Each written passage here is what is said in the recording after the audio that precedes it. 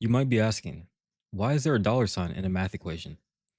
Let's break down both symbols step by step to find the exact value. So first, let's look at the exclamation mark, which represents the standard factorial. A factorial is simply the product of all positive integers less than or equal to that number down to 1. Step 1. Calculate 5 factorial.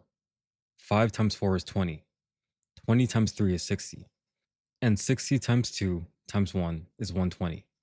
So 5 factorial equals 120. Now, what does the dollar sign mean? In mathematics, the dollar sign notation represents a superfactorial. A superfactorial of n is defined as the product of the first n factorials.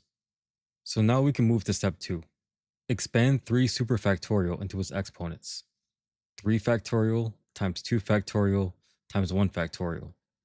3 factorial is 3 times 2 times 1, which equals 6.